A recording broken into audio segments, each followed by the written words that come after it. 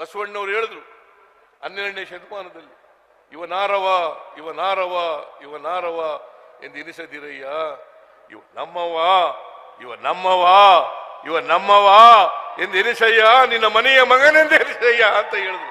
ಇದೆಯಾ ಬಂದಿದೆಯಾ? 812ನೇ ಶತಮಾನದಲ್ಲಿ, ನಾವು 21ನೇ ಶತಮಾನದಲ್ಲಿ ಇದ್ದೀವಿ. ಬಂದಿದೆಯಾ? ಬಂದಿದೆಯಾ? ಕನಕದಾಸರು ಹೇಳಿದ್ರು,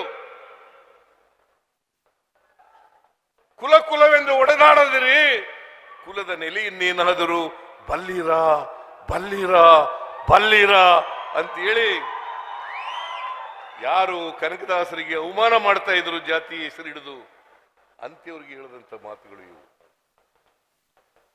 ಕುಲ ಕುಲವೆಂದು ಒಡೆದಾಡದಿರಿ, ಕುಲದ ನೆಲೆಯನ್ನಾಡಿದ್ರು ಬಲ್ಲಿರ ಬಲ್ಲಿರ ಬಲ್ಲಿರ ಅಂತ ಹೇಳಿದ್ರು.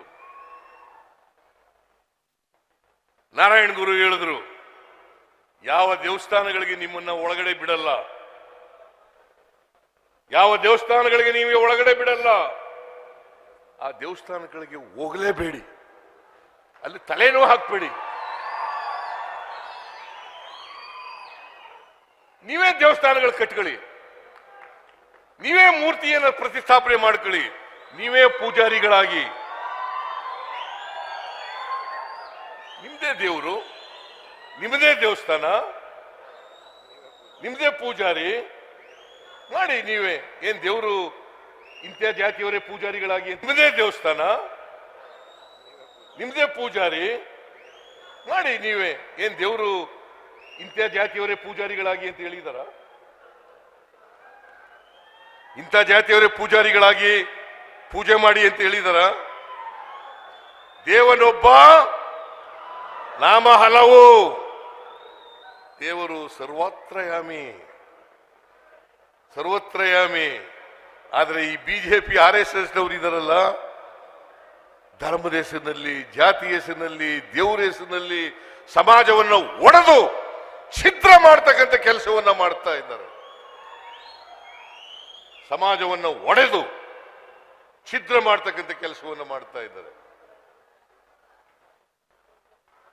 ದೇವಸ್ಥಾನಕ್ಕೆ ದಲಿತರನ್ನ ಬರಬೇಡಿ ಅಂತ ಹೇಳಿದವರು ಯಾರು? ಕನಕದಾಸರು ಶ್ರೀಕೃಷ್ಣ ದೇವಾಲಯಕ್ಕೆ ಉಡುಪಿಗೆ ಹೋದಾಗ ಒಳಗಡೆ ಬಿಡದೆ ಹೋದವರು ಯಾರು? ಒಳಗಡೆ ಬಿಡದೆ ಹೋದವರು ಯಾರು? ಇದನ್ನ ನೀವು ಅರ್ಥ ಮಾಡ್ಕೋಬೇಕಾಗ್ತದೆ. ಕನಕದಾಸರು ಒಬ್ಬರ ಕವಿ, ಸಂತ, ಸಮಾಜ ಸುಧಾರಕ, ಅಂಥವನಿಗೆ ಒಳಗಡೆ ಬಿಡ್ಲಿಲ್ಲ. ಇದು ಇತಿಹಾಸ.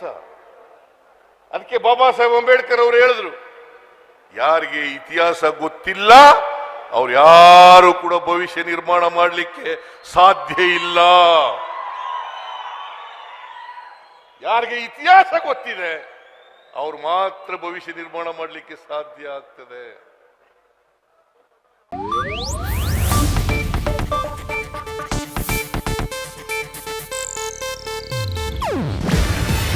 ಇದು ಏಷ್ಯಾನೆಟ್ ನ್ಯೂಸ್ ನೆಟ್ವರ್ಕ್ ಪ್ರಸ್ತುತಿ. ನೀವು ನೋಡ್ತಿದ್ದೀರಾ ಏಷ್ಯಾನೆಟ್ ಸುವರ್ಣ ನ್ಯೂಸ್.